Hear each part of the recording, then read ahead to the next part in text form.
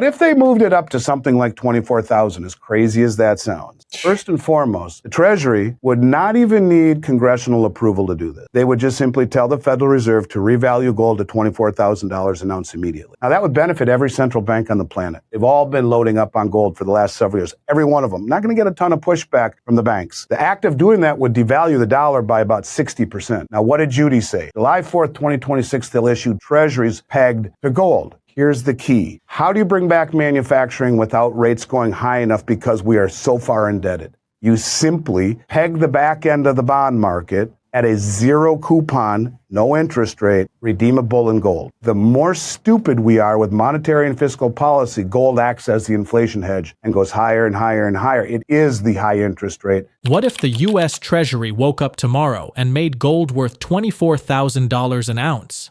That's not a fantasy. AndySchectman says it could happen without Congress lifting a finger, and it would change everything. Schectman, CEO of Miles Franklin, lays out the playbook. The Treasury could instruct the Federal Reserve to revalue gold to $24,000. No new laws, no messy debates. The result, the dollar's value would drop about 60%. The Treasury would pocket an instant $6 trillion, and central banks worldwide would see a massive windfall. Schectman believes that kind of shock could revive U.S. manufacturing, secure key industries, and roll back decades of deindustrialization. Stablecoins, he adds, could handle short-term liquidity needs while markets adjust, keeping the transition from spiraling out of control. But there's a clock ticking. The BRICS alliance, now expanded to include heavyweight economies from the Middle East and Africa, is developing a gold-backed settlement system. This allows them to trade in local currencies or settle directly in gold, bypassing the US dollar altogether. Then there's the strange behavior on COMEX. Typically, fewer than 1% of gold futures contracts are settled through physical delivery. But in just the first 3 days of August, every single one of the 20,160 contracts, worth $7 billion, stood for delivery, and most of that metal has already been withdrawn. Silver's telling the same story. In the first 5 days of August, more silver left COMEX than was deposited, despite already heavy delivery volumes. Between whispers of a gold revaluation, new trade tariffs, and delivery patterns we've never seen before, the pressure inside the gold market's plumbing is building. And when it bursts, the shift could be instant. Make sure to tune in for our expert analysis. Don't miss out on future content. Hit the subscribe button and turn on notifications to stay in the loop. Your support is greatly appreciated. What is their plan? Is it to devalue the dollar? Is it to do something with gold and revalue it? You just saw the Federal Reserve issue a report right off their website. Go to it and look at it, talking about gold revaluation, how it's been proposed by people not only in the United States, but other central banks around the world. What was a fringe theory that I talked with you and others about months ago is now all of a sudden being written about on the Federal Reserve's own website. Certain things that stick out as well. You have Michael Hartnett, who is an analyst at B of A, amazing analyst. You know, Vince Lancy covers him well, and Vince is another smart guy, one of the smartest. Michael Hartnett is one of these guys you have to read over and over, or have Vince read it for you and kind of, translate his lingo. But he just came out the other day and said central banks, in essence, will be forced to revalue their gold reserves because of debt burdens. Which is obviously very positive for gold. Michael Hartnett said that. And then you have another one of their analysts, Bank of America, Francisco Blanche, talking about gold revaluation, said, be very bullish for gold, showing it's no longer a barbarous relic, but a key asset for central banks. Now even the biggest central bank of them all is taking a renewed interest in gold. So you have analysts of the B of A talking about this. But this is too hard for the Fed, I think, and the Treasury to ignore in an effort to pay down debt, to fund stimulus or to infrastructure, maybe not to issue as many bonds for a while because they'd have enough money in the Treasury general account. To your point, support a new currency framework, a new partial gold backing, or to Judy's point, a gold-backed Treasury. And for those of us who say, well, like James Rickards, it's funny because I did an interview today, done again with Alistair and Jesse Day. Jesse asked Alistair and I on, and he doesn't think it'll happen, that gold will be revalued. And I said to him, I really appreciate your insight. I disagree. I say, when I'm on with Dunnigan, I tell him you're the smartest guy in the industry, and he is. But I do disagree. I do think that it's too hard to ignore the ability to softly default on the dollar by revaluing gold. It is one of our only options left. And for those of us who look past even being able to market, guys like James Rickards, who's saying way much higher, maybe 24,000 based upon a metric he has, or Mike Maloney, who says 10,000. 10,000 would give the Treasury general account $2.5 trillion free and clear. 24,000 would give $6 trillion free and clear. But I think politicians might argue, if it gets to that point, that the long-term purchasing power of gold justifies a higher valuation. I don't know, but I do think that it's coming. There's been a lot of talk also about the tariffs. One of the things that I saw last Thursday night, and again, I've never seen before in my going on 36 years in this industry. So I'm out to dinner with some people, one of which is someone who I work with, and he says, do you see futures? They're at $3,500, and I look at my phone, I look at our website, I'm like, that can't be because spot's 3,400. He says, no, they're 3,500. I'm like, can't be. And lo and behold, I looked at the CME website, and yeah, they were at 3,505 or whatever, even higher. I've never seen that to my memory, where on one announcement that the futures price dislocated by $100 an ounce from the current spot price. And certainly putting a 39% tariff on gold bars would have been enough to certainly do that. Now, they have backed away from that to a degree. One thing that people who are covering this story are missing is still the 10% tariff on all gold bars, regardless. In fact, I think I have it on my phone here. I was just reading it. Regardless of, as of April 5th, 2025, an executive order added a 10% additional tariff on all imported gold bars, regardless of country. So that's $1 million worth of gold bars imported would add $100,000 extra on tariffs. Now, it does exclude the bars that have come in under this 39% tariff. Have no duty. Now, they have backed off on that and said the customs had spoken out of turn. So no, they're not going to be tariffed 39%. But that 10% tariff alone, if you know that these refineries and this industry works on fractions of a percent, is ridiculous. And will make very quickly, these banks who are shorting naked think twice about doing this. And so I'd also like to say that even though they've backed off of the 39%, and all of a sudden people are forgetting about this extra 10%, which I guarantee you is part of the reason what we're seeing in COMEX, which I'll get to in a moment, I think it really goes to show how quickly things can distort prices and trade flows, with gold's plumbing being as sensitive as it is. Like bang, boom, up $100. Whoa, I've never seen that before. One of the things that I've noticed a lot about the deliveries into COMEX is just how they keep ramping higher.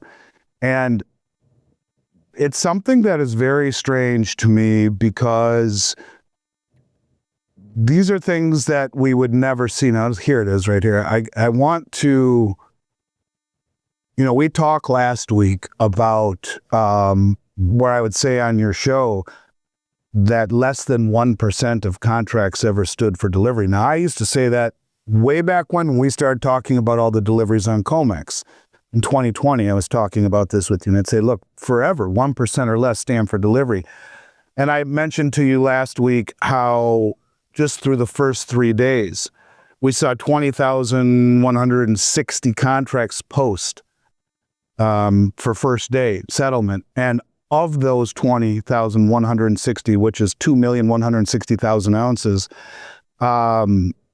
every single one of them stood for delivery, 100%. Now that's really unusual, like way unusual. And in 3 days, the first 3 days of the delivery notice, $7 billion worth of gold stood for delivery. And most has actually been withdrawn off of COMEX. Now I got at the same time, and I want to give credit, I try and always give credit to people like Vince Lancy and Alistair, because this whole community does so much work. And it's hard to do it all on your own. And I rely upon 3, 4, 5 hours a day of reading. And I find so many people, and I try to quote them. This is someone, I don't know who it is, but I notice that we follow each other now on Twitter. His name is PM, his or her name, PM as in Precious Metals Bug. And PM Bug said, I looked at the totals for COMEX daily delivery stock reports for the last few days. You can see that the received and withdrawn numbers are 10 times the net change. Okay, I could show you the table. But what I want you to understand is that August 1st, must have been a Friday, August 4th, 5th, 6th, and 7th, those are the days that are in this table. And what it shows as is that for silver, okay, for silver, the COMEX receive 1,721,192.540 ounces in bars into the COMEX. The mechanics are surprisingly straightforward. All it would take is for the Treasury to instruct the Federal Reserve to revalue gold. That single move would slash the dollar's purchasing power by around 60%, flood the Treasury with cash, and hand central banks worldwide an enormous windfall. Schectman believes this could be enough to jumpstart U.S. manufacturing, secure key industries, and reverse decades of deindustrialization. Stablecoins could handle short-term liquidity needs during the transition, cushioning market shocks. But time, he warns, is running out. The BRICS alliance, now including major economies from the Middle East and Africa, is already building a gold-backed settlement system. By settling trade in local currencies or directly in gold, they're effectively eliminating the dollar from global transactions entirely. Schectman insists this isn't some fringe theory. The Federal Reserve has published research on the revaluation of gold, and there's precedent. After Nixon closed the gold window in 1971, the official price went from $35 per ounce to $38 per ounce in 1972, and then to $42.22 in 1973, effectively devaluing the dollar. That $42.22 figure is still the official price today. Let's get back to the interview. Let's talk about gold revaluation for one moment. And is it a theory? Yeah, and it's not a conspiracy theory. As I mentioned, the Federal Reserve just put out a paper on it on their website, on the possibilities of it. Gold in 1971, when Nixon closed the gold window, went back on our promise to the world, no, we're no longer going to give you your gold back for $35 an ounce. It was pegged at 35 at that point, closed. The next year in 72, he revalued the price of gold to $38, depreciating the dollar by 7 or 8%. The next year he did it to $42.22, devaluing the dollar again. That's where it stayed on our books since 1973, $42.22 an ounce. Now, if it were just simply mark to market, that would give the Treasury over 800, almost 900 billion free and clear. And the way that that works is the Treasury issues gold certificates to the Federal Reserve and gives the gold to, in essence, to the Fed, who holds it. The Fed prints money out of thin air and gives it to the Treasury. So in essence, it's an accounting gimmick. The Fed does not have claim on the gold, only on the cash value of it. The gold belongs to the American people. So $800 billion goes straight to the Treasury if it's market.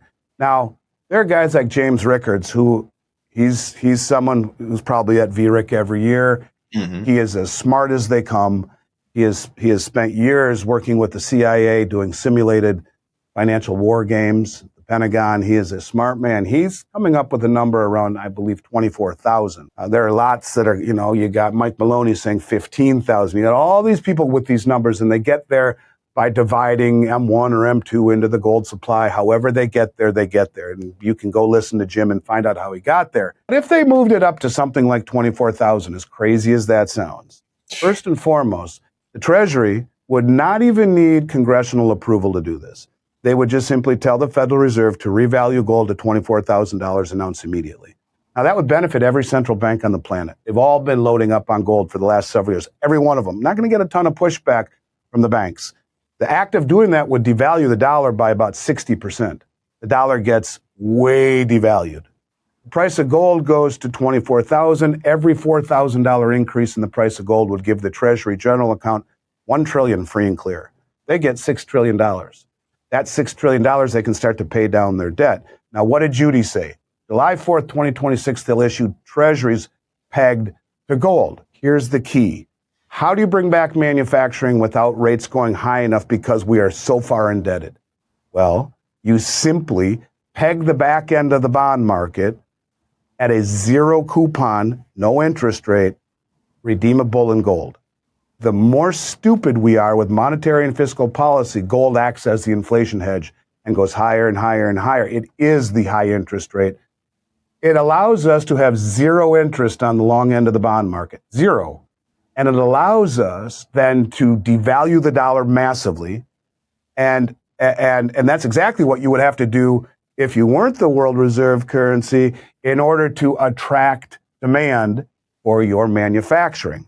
So at a zero interest rate environment and a devalued dollar, you now can quickly bring home your manufacturing, start retooling it, bring home the weapons manufacturing or the aircraft parts or the pharmaceuticals, all the strategic, bring it all back. Bring it all back. You have a massively devalued dollar and you have zero borrowing costs, redeemable in gold, but zero borrowing costs on the back end. You bring back manufacturing. And now maybe you have a chance to grow yourself out of this problem. In an environment where the dollar has been way devalued and interest rates are zero on the long end with the stablecoins running the government on the front end. And so when you talk about how do you get out of this problem, how do you bring back, if we don't bring back manufacturing, our children and our grandchildren are dead in the water. AI is going to kneecap so many white collar jobs, it's not even funny. And 60% of the country has no college degree, and we don't make anything. We need to bring it back. How do you bring it back in an environment where rates are too high and the dollar's too strong? You devalue the dollar, you revalue gold, you tie gold to the back end of the bond market so you have zero coupon, so you can, with a devalued dollar and zero interest rates, bring all that back. You have the stable coins running the front end. And Judy Shelton said, Andy, he's going to do this. He's going to peg it to the Treasury, the back end, to the bond market on July 4th, 2026. So my theory, in a nutshell, is that because we realize what the BRICS are doing, they came out and said, we have agreed in principle to a gold-backed settlement currency. All they're doing now, instead of issuing the unit, because of all the heat on the BRICS, is trading in local currencies or building the rails for it and settling in gold. The unit will slide into that infrastructure at some point once it's fully matured. But I think someone in our administration said, you need to do this. It's happening in real time. If we don't reshore the gold, if we don't do these things, we're dead. Well, I mean, that's really what it is for. I mean, you can, like, for example, the median price of a home was $232,500 in 2005, and gold was $445. So if we do the math and take 232.5, I'll show you this in real time, 232,500 divided by 445. 522 ounces of gold in 2005, you could have bought a house. And maybe you didn't do it. You took out a mortgage instead. Here we are 20 years later with that gold that you decided not to sell, the 522 ounces you left under your mattress, and which would have bought you a $240,000 house. Instead, you leave it under your mattress, earning nothing but dust, no interest. So the price of a house has gone up just under $200,000, right? And meaning that the dollar has, the price of real estate has increased, so your dollar has devalued or deflated against real estate. So it's been a good investment. But how about the 522 ounces of gold you left under your mattress times about $3,350? That's $1,750,000 divided by 410,000. Well, that buys you 4.5 houses right now. So my point is that as the dollar devalues and inflates, You go back to 1960 and do the same thing. An ounce of a house was $17,000. I used to say this all the time. An ounce of gold was 35. That's like 485 ounces, right? And that $17,000 today wouldn't even buy you furniture for your house. But the 485 ounces of gold, again, you're talking almost $2 million or $1.7 million or whatever, $1.5 million. And that's the point, is that the dollar continues to devalue and gold, and this is going back 65 years. So that instead of selling your 485 ounces of gold in 1960, you pay $17,000 for a house. America can't survive long-term without a strong manufacturing base. With AI threatening white-collar jobs and most of the population lacking a college degree, the only realistic way to revive manufacturing under today's high interest rates and strong dollar is to devalue the currency sharply and back the bond market with gold. And there's a deadline in his mind. By moving first, the U.S. could outmaneuver BRICS and establish its gold-backed system. Schectman even suggests a symbolic launch date, July 4, 2026. A sudden shift in the global monetary playbook could alter trade balances, investment flows, and the value of currencies in ways few are prepared for. As foreign reserves shift toward tangible assets and delivery demands deplete exchange inventories, the foundations of the current financial order are showing signs of strain. The possibility of a deliberate currency reset tied to precious metals is no longer just theoretical. It's a scenario that could redraw the economic map overnight. Could such a move spark a new era of global competition over hard asset reserves, or would it trigger instability that ripples through every major economy? So stay tuned. If you're into real data-backed takes on the financial system, hit like and subscribe so you don't miss the weekly updates. Thank you for the support, and I hope you enjoy the video.